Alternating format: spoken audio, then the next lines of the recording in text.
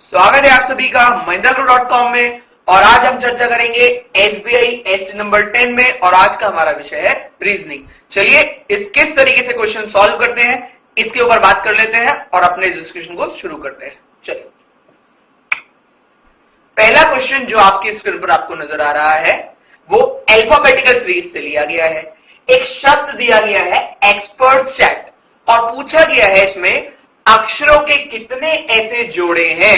ध्यान दे, पूछा गया है अक्षरों के कितने ऐसे जोड़े हैं जिनमें से प्रत्येक के बीच में उतने ही अक्षर है जितने कि उनके बीच अंग्रेजी वर्णमाला में होते हैं, डिक्शनरी में होते हैं अकॉर्डिंग टू अल्फाबेटिकल सीरीज। चलिए सबसे पहले जब भी आप इस तरह के क्वेश्चन सॉल्व करें तो अगर आपको इनकी प्लेस वैल्यू याद है तो इस तरह के क्वेश्चन सॉल्व करना बहुत आसान हुई हो जाती है।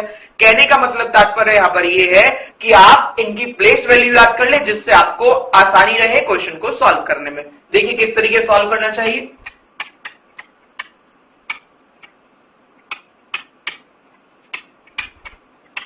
जो हमें शब्द दिया गया था वो ये है एक्सपर्ट चैट। इनकी प्लेस वैल्यू लिख लेते हैं। E 5 नंबर पर, X 24, P 16, E 5, R 18, इसी तरीके से बाकी सबकी वैल्यू भी हम लिख रहे हैं।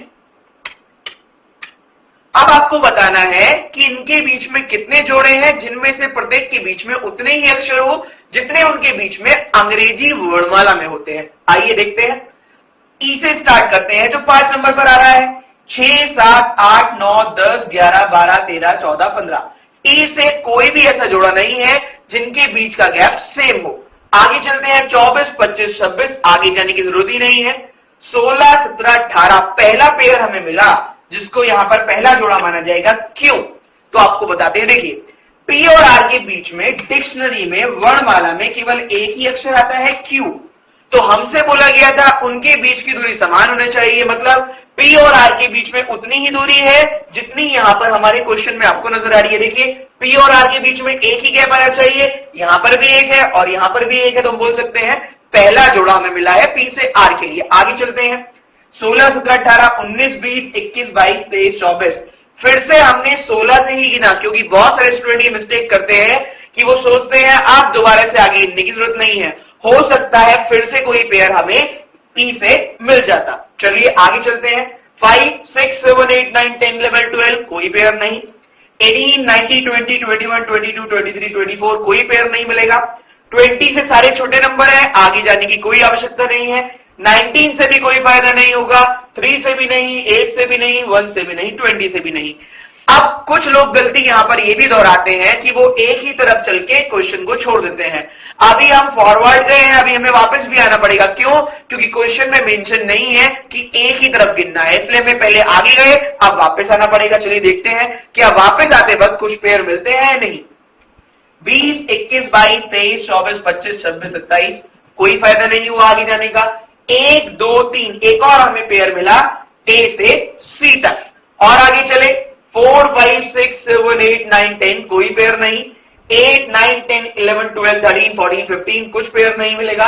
3, 4, 5, 6, 7, 8, 9, 10 19 से गिने तो 20 का एक और पेयर मिला। और आगे चलते हैं 19, 20, 21, 22, 23, 24 एक और पेयर मिला, मतलब S से T का एक पेयर और S से X का एक पेयर। आगे चलते हैं T 20, 21, 22, 23, 24 एक और पेयर मिला T से।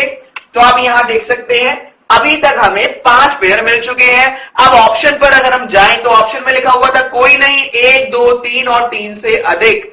हमें आगे ढूंढने की आवश्यकता भी नहीं थी क्योंकि पहले से ही हम 5 ढूंढ चुके हैं। पर आपकी जानकारी के लिए हम और देखते हैं क्या और पेयर कोई बन रहा है या नहीं। चलिए 18, 19, 20, 21, 22 कोई पेयर नहीं, 5 से भी नहीं, 16 से भी नहीं, 24 से भी नहीं। इस प्रकार इस क्वेश्चन में हम बोल सकते हैं एक्सपर्ट चैट में एक पेयर बनेंगे 5 जो है ऑप्शन नंबर 5 की 3 से अधिक। चलिए अपने अगले क्वेश्चन की तरफ बढ़ते हैं।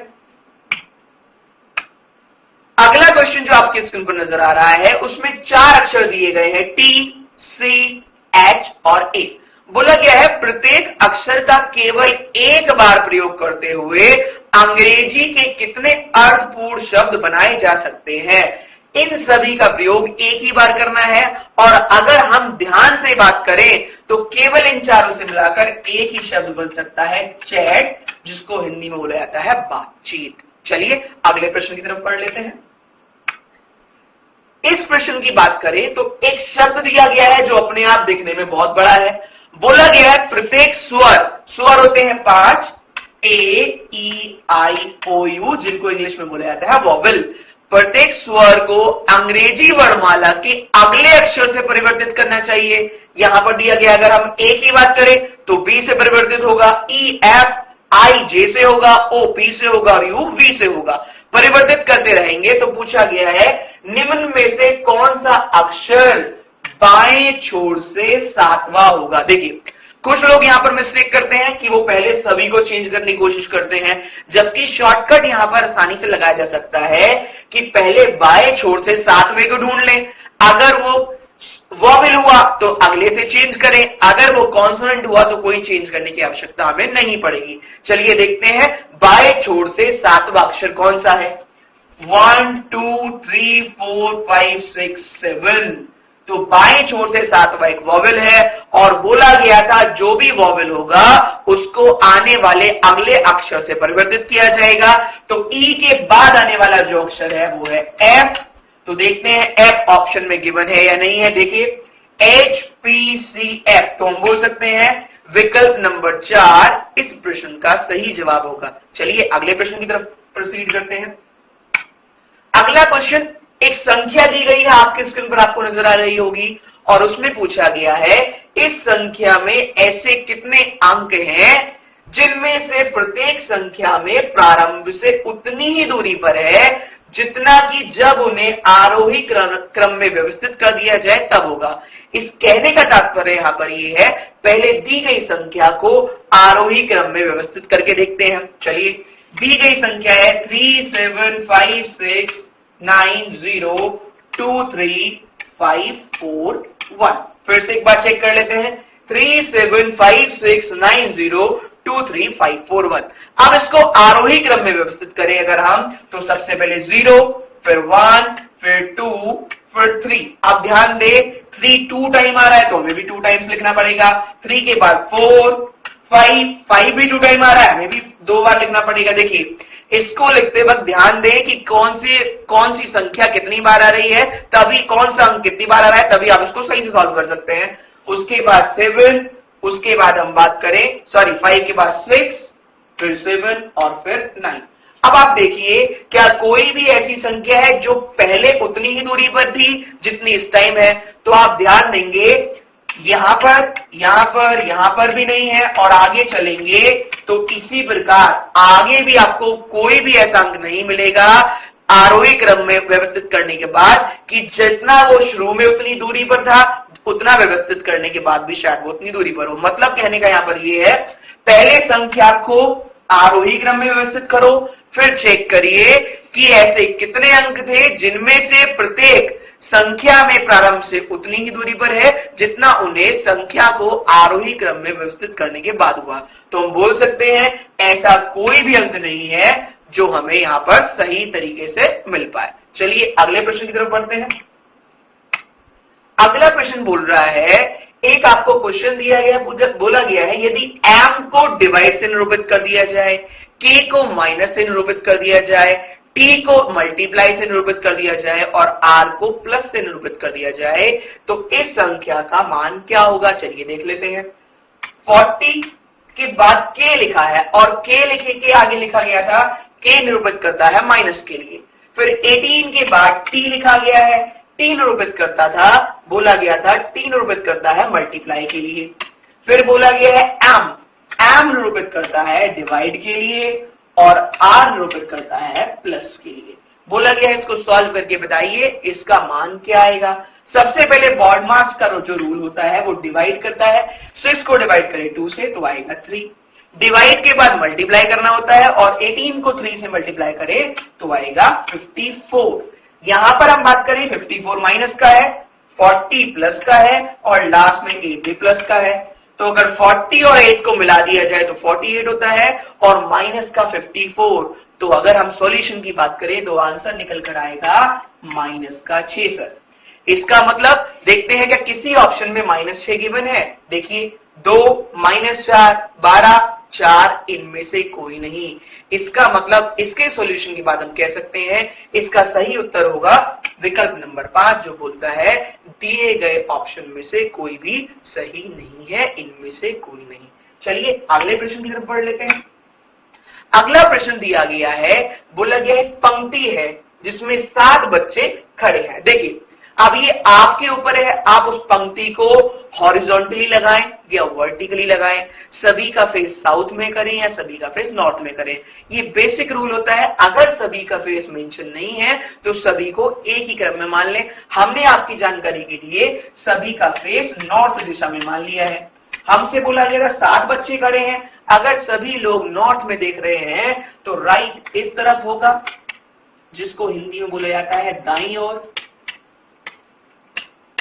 और लेफ्ट इस तरफ होगा जिसको बोला जाएगा बाईं ओर।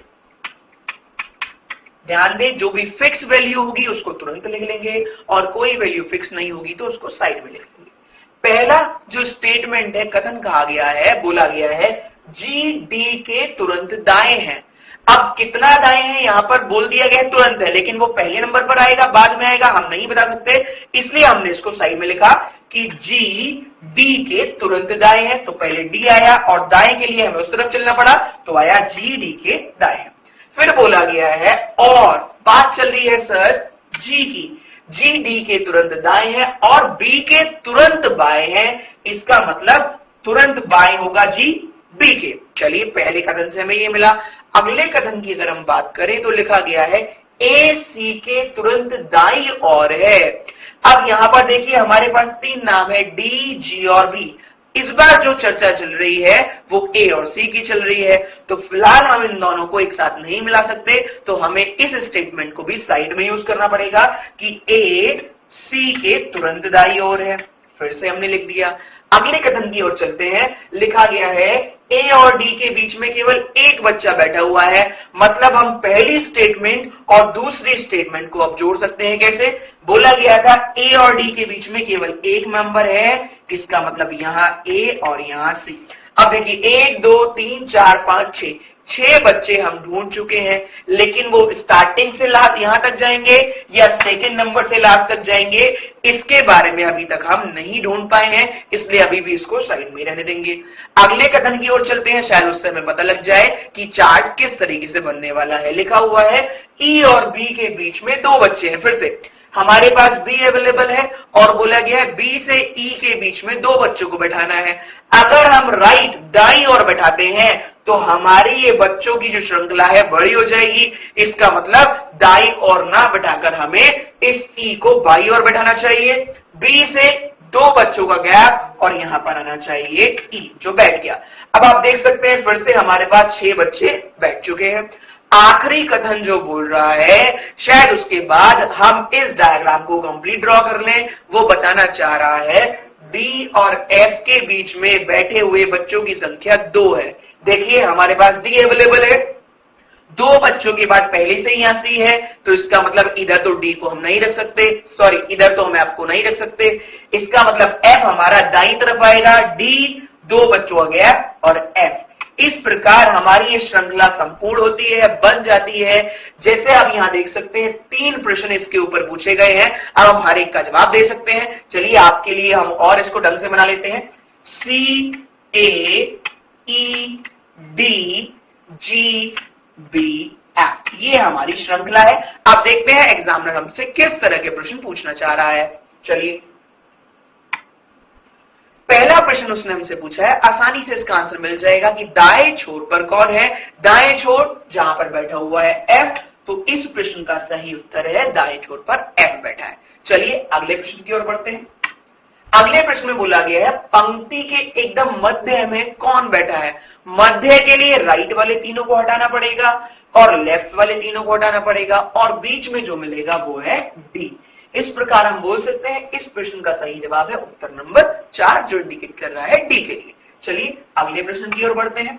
अगला प्रश्न पूछना चाह रहा है बाएं छोर पर कौन है, तो आप देख सकते हैं बाएं छोर पर बैठा हुआ है सी, तो इस प्रकार इस क्वेश्चन का सही जवाब होगा विकल्प संख्या 2, जो बता रहा है बाएं छोर पर सी बैठा हुआ है। चलिए अगले प्रश्न की तरफ बढ़ते हैं। अगले प्रश्न में बोला गया है निम्न जानकारी को ध्यानपूर्वक पढ़ें और नीचे दिए गए कुछ प्रश्नों को हल करें। अगर आप ध्यान से देखें तो ये प्रश्न ब्लड रिलेशन, रक्त संबंध से लिया गया है। आपको एक फैमिली ट्री बताना है और फिर उस फैमिली ट्री के बेस पर 3 क्वेश्चन के जवाब देने हैं। देखिए फैमिली ट्री को जब भी आप बनाने की बात करें तो कुछ मेल होंगे, कुछ फीमेल होंगे, कुछ पुरुष होंगे, कुछ महिलाएं होंगी, कुछ वैवाहिक जोड़े होंगे, उनके लिए हम इंडिकेशन आपको पहले बनाकर दे देते हैं। अगर कोई भी पुरुष है, मेल मेंबर है, तो उसका इंडिकेशन हमने बनाया है ये स्क्वायर बॉक्स। अगर हम कभी भी फीमेल मेंबर को इंडिकेट करेंगे तो फीमेल के लिए हम बनाएंगे सर्किल, ध्यान रहे आप। अगर किसी भी वैवाहिक जोड़े की हम बात करेंगे जिसमें एक पुरुष होगा और एक महिला होगी, उसको हम इस तरीके से एरो से दर्शाएंगे। अगर हम सेम जनरेशन में सिबलिंग्स की बात करेंगे तो केवल सिंगल एरो से उसको दर्शाएंगे। याद रहे मैरिड कपल, वैवाहिक जोड़ों को इस एरो से, और जो सिबलिंग्स होंगे, भाई बहन होंगे, उसको एक सिंगल लाइन से ड्रॉ करेंगे। चलिए देखिए हम इस क्वेश्चन को किस तरीके से सॉल्व कर सकते हैं। बोला गया है आर और एस एक वैवाहिक जोड़ा है, इसका मतलब आर और एस को हम बात करें, लेकिन कौन पुरुष है कौन महिला है अभी हम इसको ध्यान नहीं बता सकते कि कौन पहले आएगा कौन बाद में। आगे चलते हैं। बोला गया है इनकी 2 पुत्रियां हैं एम और डी। पुत्री की जनरेशन इनसे नीचे और पुत्री के लिए सर्किल बनेगा एम और डी, इनकी 2 पुत्रियां हो गई। चलिए आगे अगर हम ध्यान दें तो लिखा हुआ है डी ए से विवाहित है। डी एक महिला थी, इसका विवाह ए से हुआ है, इसका मतलब हम बोल सकते हैं ए एक पुरुष है। बोला गया है ए जी और टी का पुत्र है, इसका मतलब जी और टी की जनरेशन ए से पहले वाली जनरेशन होगी।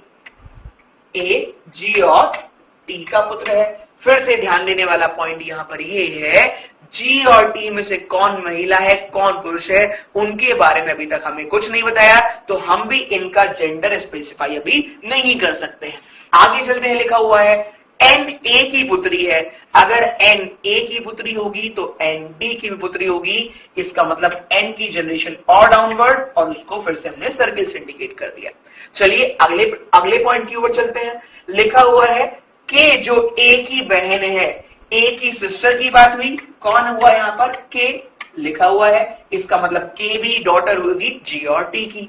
बोला गया है के जो ए की बहन है एच से विवाहित है, मतलब कह सकते हैं हम के का विवाह एच से हुआ है, तो एच एक पुरुष होगा। और बोला गया है उनके 2 पुत्र हैं, मतलब मेल मेंबर है जेड और पी। तो एक तरफ जेड आ गया जो मेल मेंबर है और एक तरफ पी आ गया जो मेल मेंबर है। अब इस तरीके से ये पूरी श्रृंखला बनती है। आप देख सकते हैं सबसे ऊपर वाली जनरेशन में 4 लोग हैं, आर एस जिनका जेंडर नहीं बता पाए हैं, और जी और टी इनका भी जेंडर हम नहीं ढूंढ पाए हैं। सेकेंड जनरेशन की बात करें एम और डी दोनों फीमेल मेंबर है, डी का विवाह ए से हुआ है और इन दोनों की एक संतान है जो एक फीमेल है एन।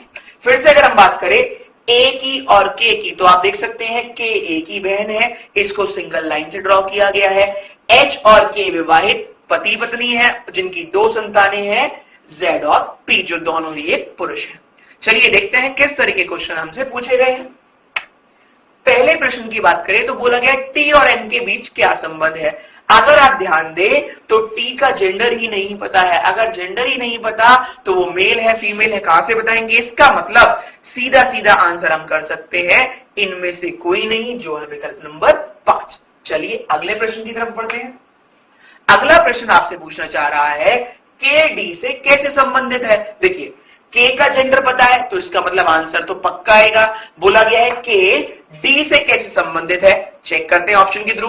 पहला ऑप्शन बोल रहा है नीस, बिल्कुल गलत। दूसरा ऑप्शन बोल रहा है बहन, क्या के डी की बहन है, तो ये भी गलत, क्योंकि के तो डी के पति की बहन है, डी की बहन नहीं है, तो दूसरा ऑप्शन भी गलत।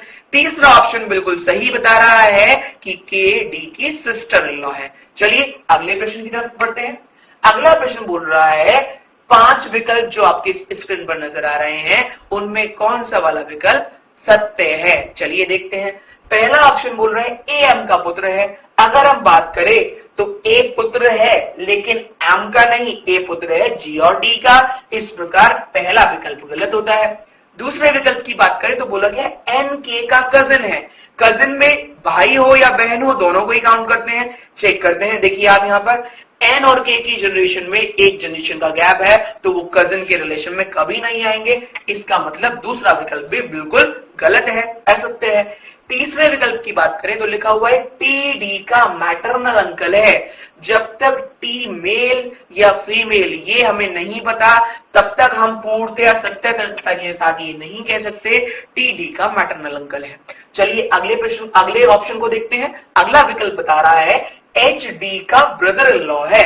देखते हैं, एच डी की तरफ से अगर एच को देखें तो हाँ ये पूर्णतया सत्य है कि एच डी का ब्रदर इन लॉ है। इस प्रकार हम कह सकते हैं इस प्रश्न का सही जवाब होगा विकल्प संख्या 4। चलिए अगले प्रश्न की ओर बढ़ लेते हैं। अगला प्रश्न अगर आप देखें तो एक सीरीज दी गई है जिसमें बहुत सारे लेटर, सिंबल जिसको प्रतीक बोला जाता है और संख्याएं दी गई हैं, अंक दिए गए हैं। आपको बताना है उपरोक्त व्यवस्था में, ये जो उपरोक्त व्यवस्था है निम्न में से, ये कुछ ऑप्शंस आपको दिए गए हैं, निम्न में से कौन सा दाएं छोर से 17वें के दाएं 9वां है। बहुत से विद्यार्थी जो यहां पर गलतियां करते हैं वो ये करते हैं, पहले दाया, ये वाला जो दाया छोर है वो 17वां गिनते हैं, उसके बाद फिर से उसके दाएं 9वां जाते हैं। तो इसका आसानी से शॉर्टकट है दाएं छोर से 17वें के दाएं आपको 9वां जाना है। इसका मतलब इन दोनों को आपस में घटा दें तो आंसर आएगा दाएं से 8वां। तो जो भी दाएं से 8वां होगा वो ही इस प्रश्न का सही उत्तर होगा। तो गिन लेते हैं 1 2 3 4 5 6 7 8 जो है एन। देखते हैं किसी विकल्प में एन दिया गया है, नहीं तो हाँ दिया गया है जो है विकल्प में, पहले ही विकल्प में। तो हम बोल सकते हैं इस उपरोक्त व्यवस्था को सही से देखने के बाद हम बता सकते हैं कि दाएं छोर से 17वें के दाएं 9वां जो मेंबर है वो है एन, जो एक लेटर है और एक कॉन्सोनेंट है। चलिए अगले प्रश्न की तरफ बढ़ते हैं। अगला प्रश्न फिर से उपरोक्त एक श्रृंखला आपको नजर आ रही है और बोला गया है W के बाय से छठे के बाय चौथा कौन है। देखिए यहां पर ध्यान देने वाला पॉइंट ये है, एक लेटर दिया गया है W, उसके बाय छठा जाना है, फिर उस मेंबर के बाय चौथा जाना है। तो आप इस बार माइनस नहीं प्लस करेंगे क्योंकि एक एंटिटी आपको पहले से ही दर्शा दी गई है। तो लेफ्ट से लेफ्ट इस बार हमें जोड़ना पड़ा, क्यों? क्योंकि W का नाम पहले से ही मेंशन है। तो 6 + 4 हम बोल सकते हैं W के बाय हम 10वें नंबर पर जाएं तो हमें अपने इस प्रश्न का सही उत्तर मिल जाएगा। देखते हैं कैसे। W 1 2 3 4 5 6 7 8 9 10 जो है संख्या नंबर 9। देखते हैं किसी ऑप्शन में गिवन है, नहीं गिवन है, तो इस प्रश्न का सही जवाब है इनमें से कोई नहीं। चलिए इसी प्रकार और क्वेश्चन देखते हैं।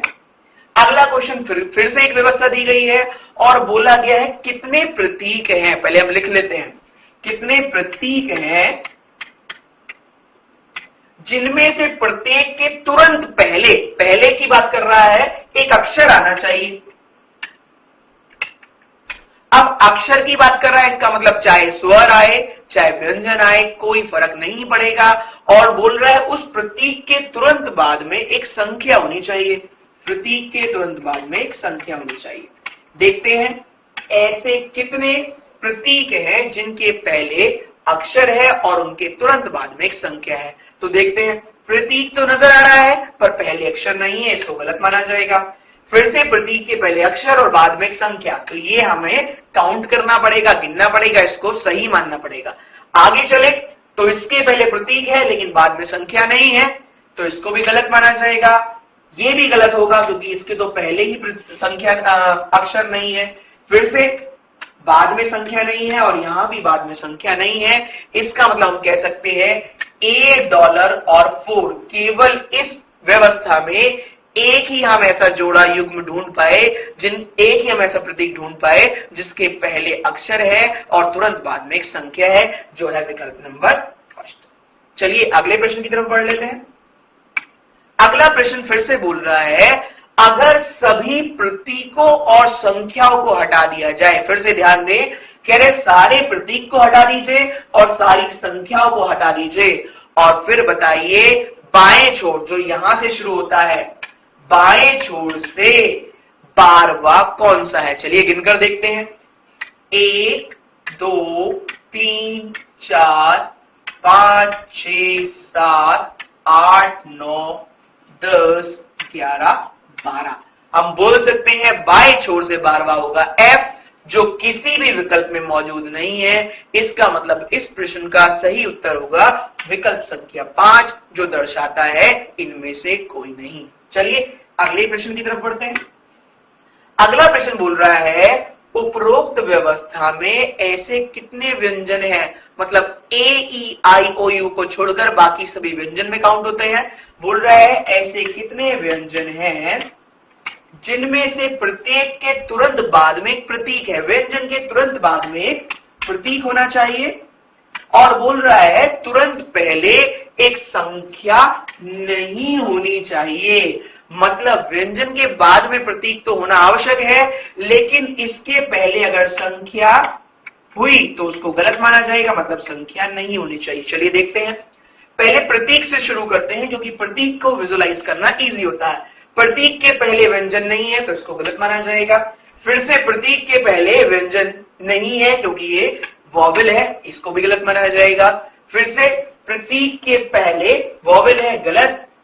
प्रतीक के पहले नंबर है, गलत। प्रतीक के पहले व्यंजन है, बिल्कुल सही, और उस व्यंजन से पहले संख्या नहीं है, तो पहला पेयर हमें यहां पर मिला। दूसरे पेयर की बात करें तो दूसरा पेयर भी मिल गया, जो यहां से यहां तक काउंट होता है। प्रतीक के पहले व्यंजन और उसके पहले नंबर नहीं है। इसका मतलब इस व्यवस्था को देखने के बाद हम कह सकते हैं ऐसे दो व्यंजन है जिनमें से प्रत्येक के तुरंत बाद में एक प्रतीक है, किंतु तुरंत पहले एक संख्या नहीं है। चलिए अगले प्रश्न की तरफ बढ़ लेते हैं।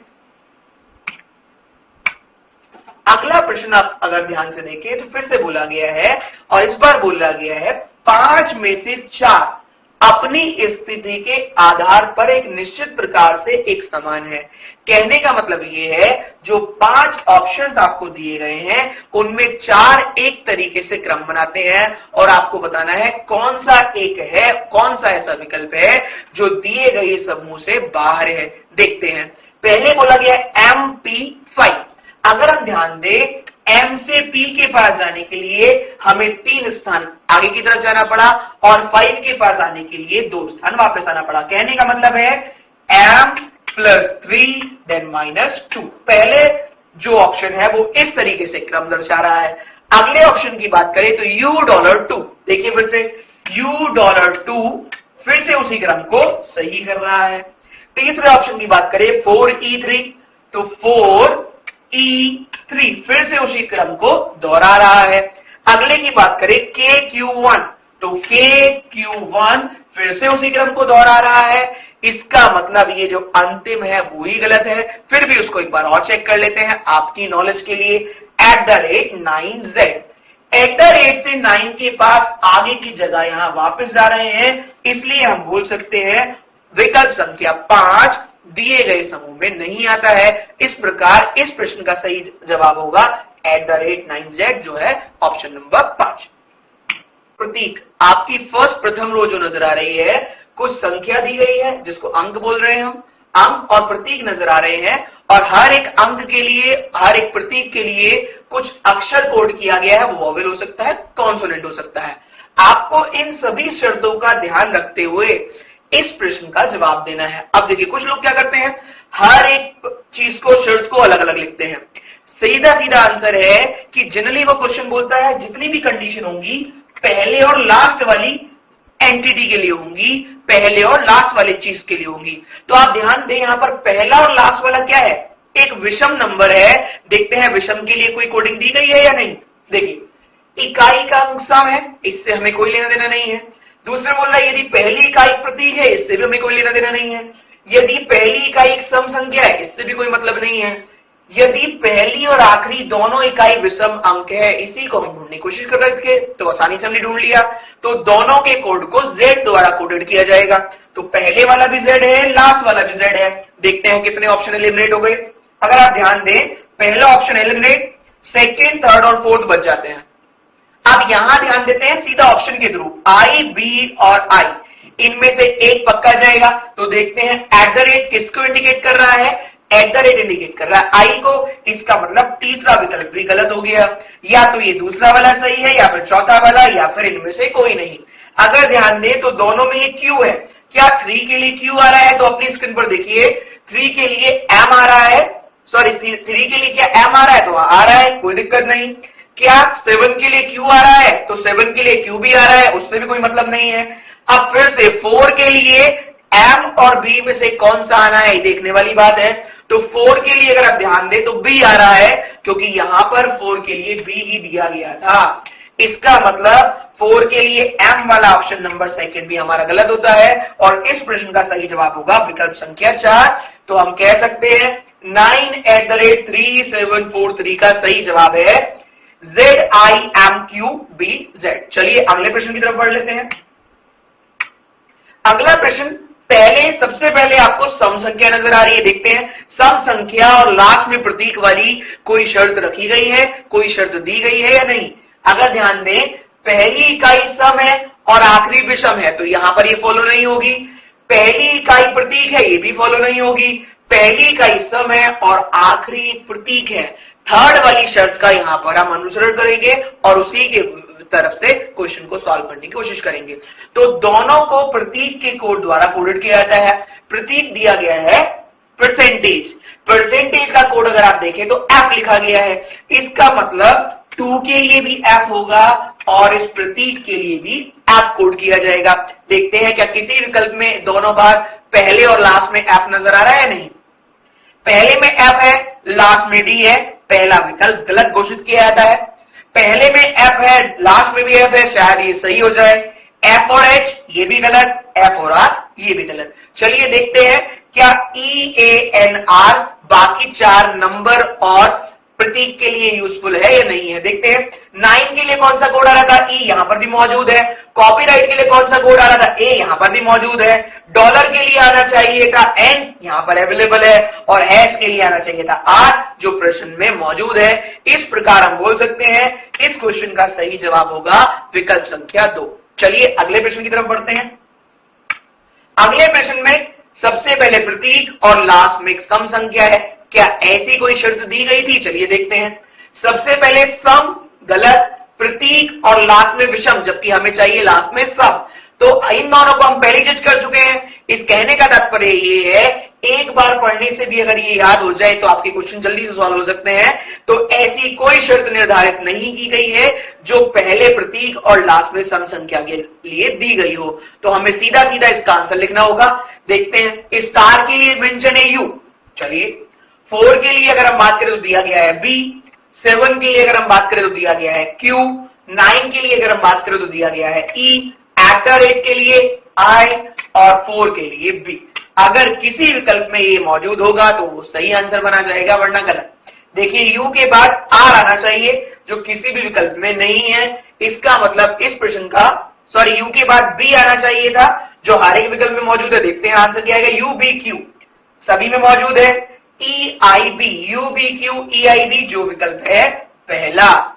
ध्यान दें, अपनी चीजों को स्पष्ट तरीके से लिखे, वरना जिस प्रकार हमने जानबूझकर छोड़ दिया था तो हमने तो इसको पकड़ लिया, लेकिन शायद आप इसको गलत कर देते। तो ध्यान रखें, जो भी चीज फिक्स दी गई हो उसको प्रॉपर फॉर्मेट में लिखे, वरना शायद जल्दबाजी में आप भी बी को पी समझ के इनमें से कोई नहीं विकल्प सॉल्व कर दे।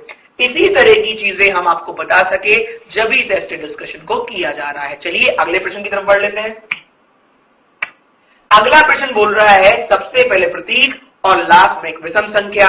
तो अगर बात करें तो हमें तो ये याद है कि ऐसी सीरीज थी, ऐसी शर्त थी, शर्त नंबर 2। चलिए देखते हैं क्या हमारा अनुमान ये सही लग रहा है। तो देखिए, पहले प्रतीक नजर आ रहा है और लास्ट में इकाई विषम अंक होनी चाहिए, तो उनके कोड आपस में बदल दिए जाएंगे। कहने का तात्पर्य यहां पर ये है, जो 3 के लिए कोडिंग होगी वो सबसे पहले, और जो परसेंटेज के लिए कोडिंग होगी वो सबसे बाद में। चलिए देखते हैं, 3 के लिए कोड है M, तो सबसे पहले, और परसेंटेज के लिए कोड है F, जो सबसे बाद में आएगा। देखते हैं ऐसे कितने ऑप्शन है एम और एफ वाले।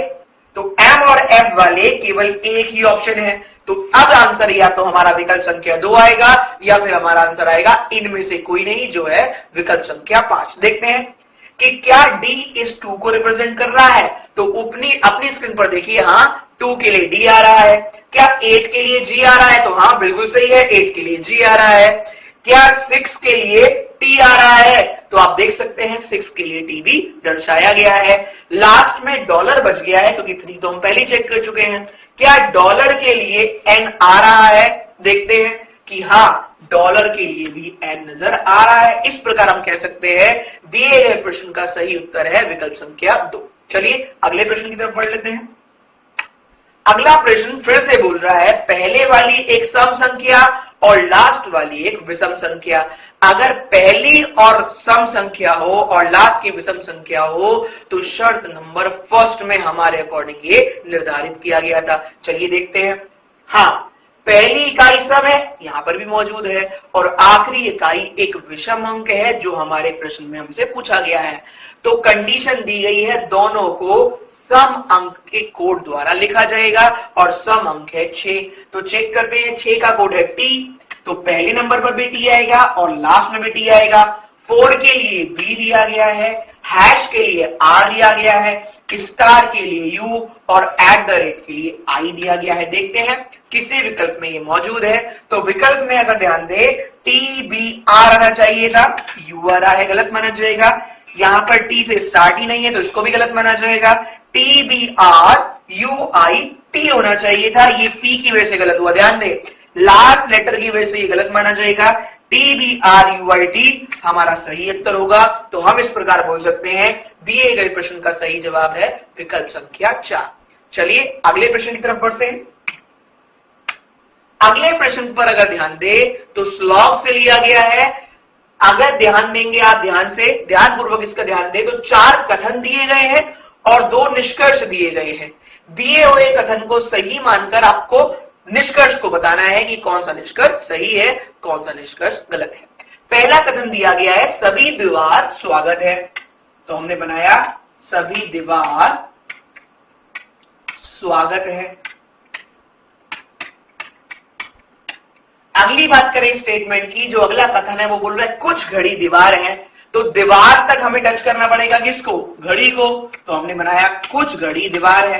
ध्यान दे अगर घड़ी का कुछ पार्ट दीवार के पास जाएगा तो उसको स्वागत की परमिशन लेने की आवश्यकता होगी। इसका मतलब अगर कुछ घड़ी दीवार है तो कुछ घड़ी स्वागत तो 100% सत्य है। अगले कथन पर चलते हैं। बोला गया सभी हार जीत है, ना हमारे पास हार है ना हमारे पास जीत है, तो अभी उसको स्किप करेंगे। अगला कथन बोल रहा है कुछ स्वागत हार है। स्वागत क्वेश्चन से नजर आ रहा है और बोला गया है कुछ स्वागत हार है, तो हमने हार लिख दिया। अब दिए गए तीसरे कथन को भी हम यहां पर इंप्लीमेंट कर सकते हैं। कैसे, कुछ सभी हार जीत है, तो सभी हार जीत है, ये हमने डायग्राम बना दिया। अब इस डायग्राम को सत्य मानते हुए, क्योंकि ये हमने दिए गए कथन के अनुसार बनाया है, अब हमें बताना है कि कौन सा निष्कर्ष तार्किक रूप से सत्य है या कौन सा निष्कर्ष गलत है। देखते हैं। पहला निष्कर्ष पूछना चाह रहा है आपसे कुछ जीत के घड़ी होने की संभावना है।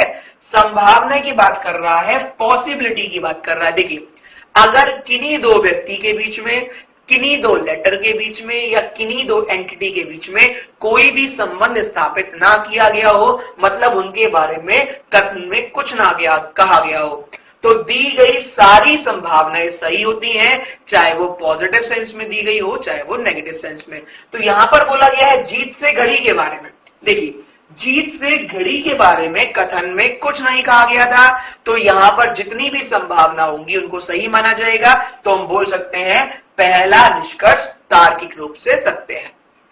दूसरा निष्कर्ष आपसे पूछ रहा है कोई हार स्वागत नहीं है।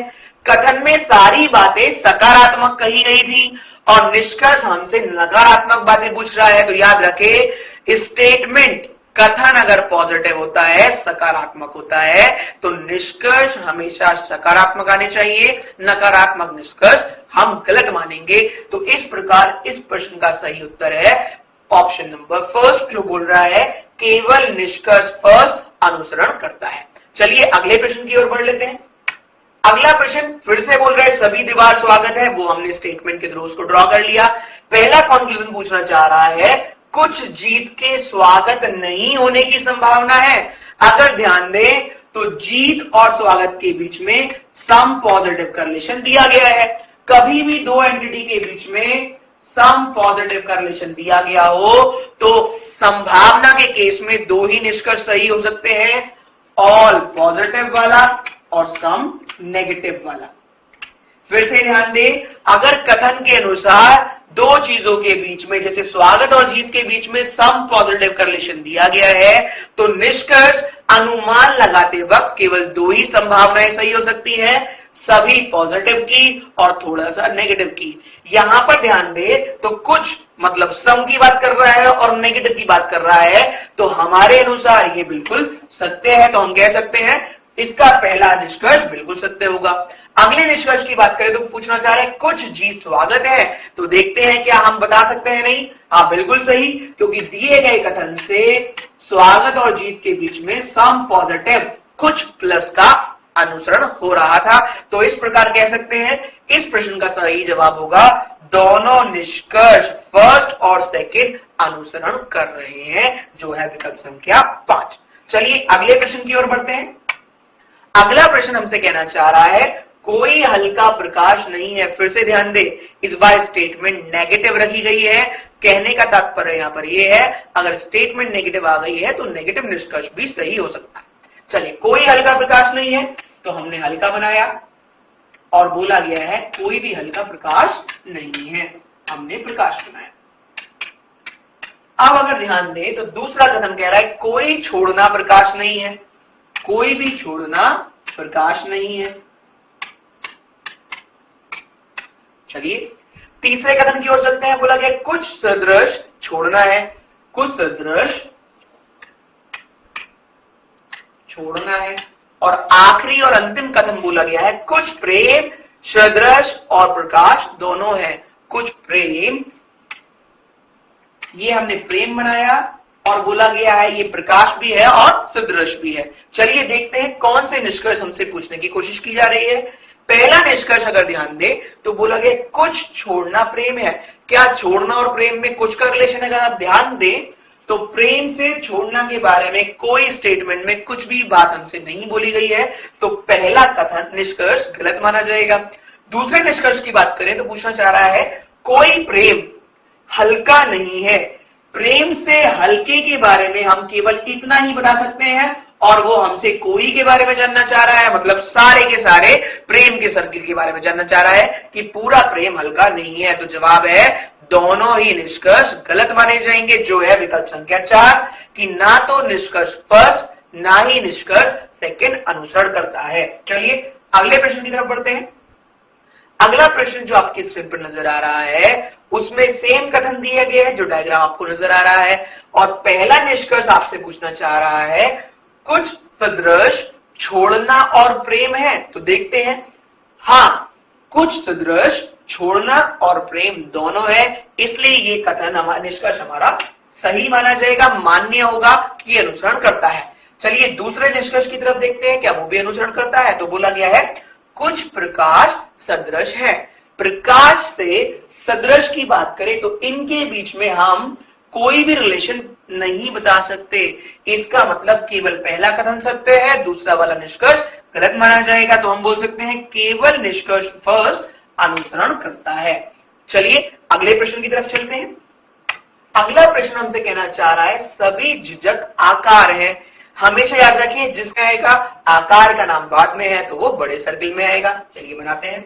कहा गया है सभी झिझक आकार है। दूसरा कथन हमसे बोल रहा है कोई आकार संख्या नहीं है। तो कोई भी आकार संख्या नहीं है, ये हमें बोला गया है। फिर से ध्यान दें, अगर कोई भी आकार संख्या नहीं है तो ये अपने आप पता चल जाता है कोई भी झिझक संख्या नहीं है, क्योंकि झिझक आकार का ही छोटा सा पार्ट है। अगले कथन की बात करें तो बोला गया सभी चमक झिझक है। हमने अभी बोला था जिसका नाम पहले होगा वो छोटे सर्किल में, जिसका नाम बाद में होगा वो बड़े सर्किल में। इसका मतलब चमक पहले आएगा और झिझक बाद में। तो हम बोल सकते हैं सभी चमक झिझक हैं। चलिए अंतिम कथन की ओर चले तो वो बोलना चाह रहा है कुछ संख्या पुनरावृत्ति है, कुछ संख्या पुनरावृत्ति है। दिए गए कथन को तार्किक रूप से सत्य मानते हुए हमें बताना है कि इनमें से कौन सा निष्कर्ष अनुसरण करता है या कौन सा निष्कर्ष सही है। चलिए देखते हैं। कुछ आकार चमक है। आकार से चमक के लिए अगर हम बात करें वापस आते वक्त कुछ अगर हमसे पूछा जाए तो वो बिल्कुल सत्य माना जाता है। हम कह सकते हैं पहला निष्कर्ष बिल्कुल सही है।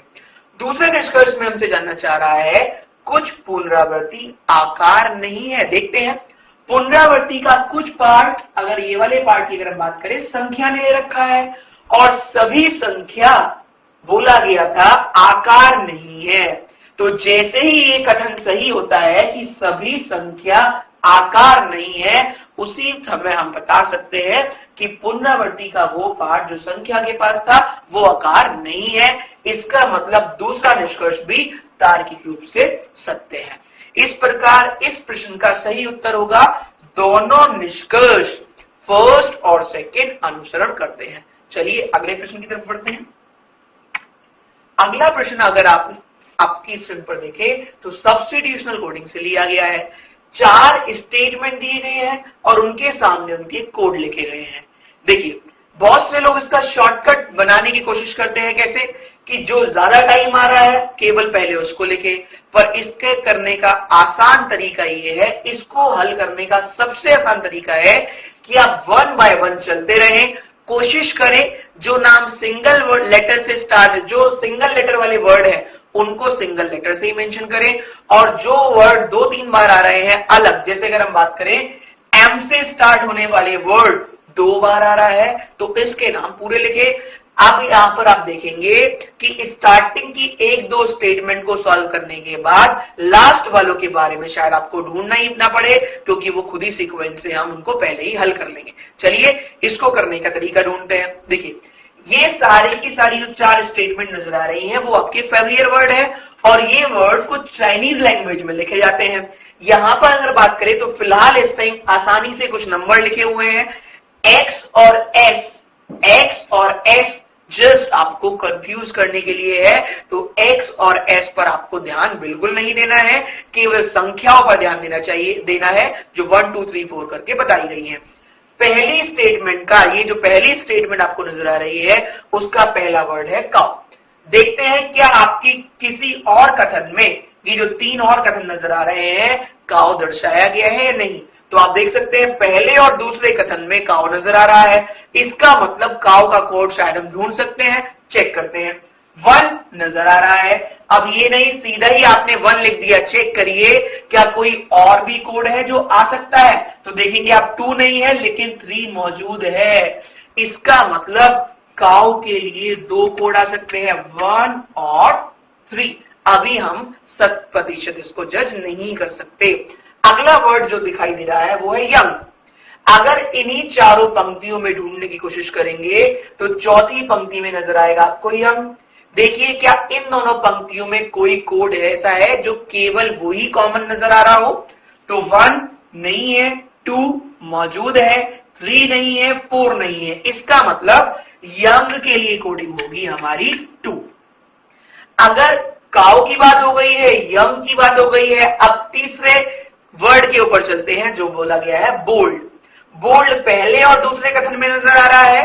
चेक करिए 1 कॉमन है और 3 कॉमन है। तो फिर से जो कोडिंग बोल्ड के लिए है वही कोडिंग काउ के लिए थी। 1 और 3 बच गई है। अगर 4 में से 3 वर्ड हम ढूंढ सकते हैं आसानी से तो अब आपको चौथा वर्ड ढूंढने की कोई आवश्यकता नहीं है। उसका कोड जो बच गया होगा वही उसका सही आंसर होगा।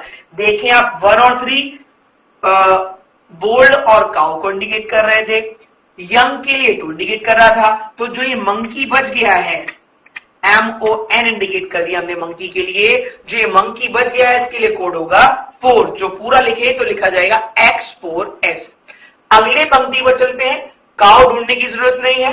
अवेक सेकेंड स्टेटमेंट और थर्ड स्टेटमेंट में दिया गया है। तो देखते हैं क्या थर्ड स्टेटमेंट में और भी कोई कॉमन वर्ड है। 7 मौजूद है, 1 हो चुका है, 6 और 7, तो अवेक के लिए 2 कोड निकल कर आए, या तो 6 होगा या 7 होगा। आगे चलते हैं, बोल्ड ऑलरेडी हो चुका है, मर्ल्ड। मर्ल्ड की बात करें तो मर्ल्ड सेकेंड, थर्ड और फोर्थ स्टेटमेंट में हमें नजर आ रहा है। इसका मतलब कोई ऐसी संख्या होगी जो दूसरी पंक्ति में भी है, तीसरी में भी है और अंतिम पंक्ति में भी मौजूद हो। देखते हैं, 7 और 6 की बात कर रहे थे, 7, 6 यहां दोनों मौजूद है, लेकिन अंतिम पंक्ति में केवल एक ही मौजूद है, 7। इसका मतलब मर्ल्ड के लिए कोडिंग होगी 7, और जैसे ही मर्ल्ड के लिए 7 कोडिंग फिक्स हो जाएगी तो 7 को यहां से हटाना पड़ेगा और हम कह सकते हैं अवेक का सही कोड होगा 6। इस प्रकार दी गई दूसरी पंक्ति के सारे ही वर्ड एक्सेप्ट काउ और बोल्ड हमने ढूंढ लिए। तीसरी पंक्ति की बात करें तो हम जो आपको शॉर्टकट बता रहे थे कि अगर आप नियमानुसार चलते हुए आते हैं तो अंतिम पंक्तियों में शायद आपको कुछ भी ढूंढने की आवश्यकता नहीं हो। देखिए, मंकी आप पहले से ही ढूंढ चुके हैं, अवेक आप पहले से ही ढूंढ चुके हैं और मर्ल्ड आप पहले से ही ढूंढ चुके हैं। अगर दिए गई पंक्ति के 4 वर्ड में से 3 आपको पहले ही मिल गए हो तो बचे हुए को ढूंढने की आवश्यकता नहीं होगी, क्योंकि जो कोड बच चुका होगा वही उसके लिए निर्धारित किया गया होगा। तो आप बोल सकते हैं वर्ड्स के लिए कोडिंग 4, 5, 6, 7 में से 5 निर्धारित की गई है, तो वर्ड्स का कोड होगा 5। अगली पंक्ति में अंतिम पंक्ति की बात करें, मर्ल्ड भी हो चुका है, वर्ड्स भी हो चुका है, अलोन भी हो चुका है, अलोन नहीं हुआ है, यंग हो चुका है, तो 4 में से 3 हम ढूंढ चुके हैं।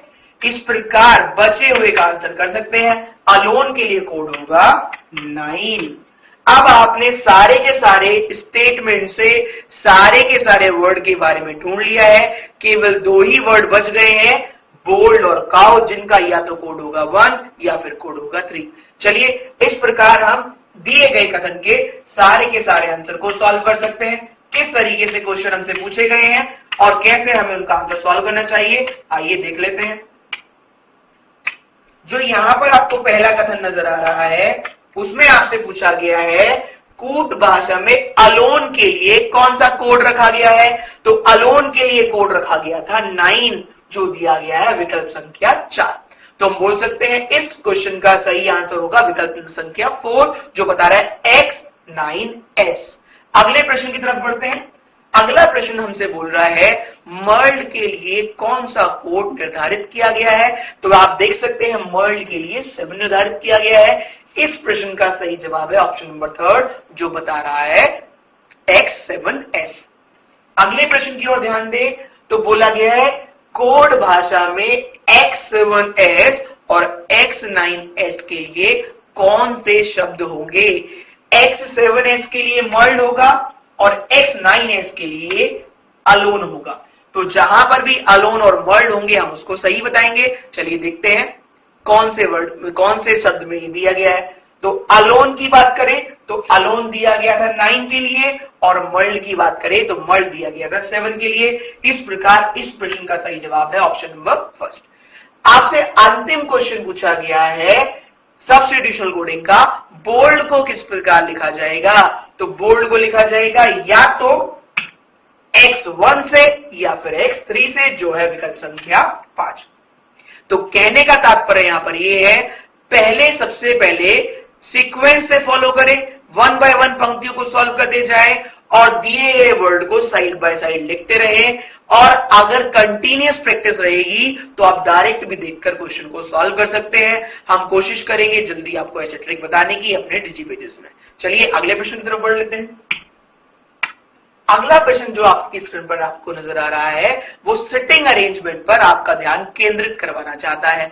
8 व्यक्ति हैं जिनके नाम अपनी स्क्रीन पर आप देख सकते हो। वो कंफ्यूज करने के लिए सभी रे से स्टार्ट होने वाले नाम रखे गए हैं। बोला गया एक वृत्त के अंदर बैठे हैं और सभी का मुख केंद्र की तरफ है।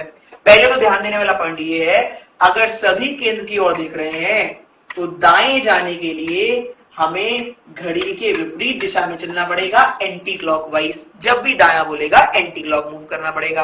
और कभी भी बोलता है बाएं ओर चलिए, तो हमें बाएं चलने के लिए घड़ी की दिशा में चलना पड़ेगा, जिसको बोलते हैं क्लॉकवाइज डायरेक्शन। चलिए देखते हैं किस तरीके से क्वेश्चन हमसे पूछना चाह रहा है। कह रहा है 8 व्यक्ति हैं और पहला कथन बोल रहा है रहीम राजीव और रितेश के बीच बैठा है। तो पहले हमने रहीम को बैठाया और बोला गया रहीम राजीव और रितेश के बीच में बैठा है, या तो राजीव होगा या फिर रितेश होगा, अभी फिक्स नहीं है, तो हमने दो नाम छोड़ दिए हैं। फिर से रहीम राजीव और रितेश के बीच में बैठा है, तो राजीव या तो यहां पर आएगा या फिर राजीव नहीं हुआ तो यहां रितेश होगा, अभी फिक्स नहीं है। अगले कथन की ओर चलते हैं। अगले कथन में बोला गया है रितेश राहुल का पड़ोसी नहीं है। अगर यहां पर रितेश होगा तो यहां राहुल नहीं आएगा, यहां रितेश होगा तो यहां राहुल नहीं आएगा। इसका मतलब बेहतर ये होगा हम अभी इस वाले कथन को साइड में स्टोर कर लें। तो हमने लिखा राहुल पड़ोस में नहीं आएगा, नेगेटिव का साइन लगाया किसके, रितेश के। चलिए इस बात को ध्यान रखेंगे तभी हमारा क्वेश्चन सही बन पाएगा। राहुल पड़ोस में नहीं होना चाहिए रितेश के। अगले कथन की ओर चलते हैं। बोला गया राज राकेश का पड़ोसी है। इसका मतलब जहां पर भी राज होगा उसके पड़ोस में या तो इस तरफ राकेश आएगा या फिर राज के लेफ्ट में राकेश आएगा। हमें इस कथन को भी ध्यान रखना है। तो दो कथन अभी स्टोर हो गए हैं। एक में बोला गया था राहुल रितेश का पड़ोसी नहीं होना चाहिए, एक में बोला गया था राज राकेश का पड़ोसी होना ही चाहिए। अगले कथन की ओर बात करें तो लिखा हुआ है राजीव रितेश और रहीम के बीच में नहीं है। आप आसानी से देख सकते हैं राजीव रितेश और रहीम के बीच में नहीं है। इस पॉइंट का यहां पर कोई भी तर्क नहीं बनता है। अगले पॉइंट की तरफ चलते हैं। बोला गया राहुल ऋषभ के दाएं दूसरा है। जो बात चल रही है ऋषभ की, रमन और राजू का पड़ोसी है। फिर से बनाते हैं, राहुल ऋषभ के दाएं दूसरा है। जहां पर भी ऋषभ होगा ऋषभ के दाएं दूसरे नंबर पर राहुल होगा। और बोला गया है ऋषभ रमन और राजू का पड़ोसी है। ध्यान दें ऋषभ के पास में दो स्पेस है, ये और ये। अगर यहां पर हम रखते राज को और हमसे बोला गया था राज के पड़ोस में राकेश आना चाहिए, तो हमारा ये कथन कभी भी सत्य नहीं हो पाएगा। इसका मतलब ऋषभ के जस्ट लेफ्ट में बैठेगा राज।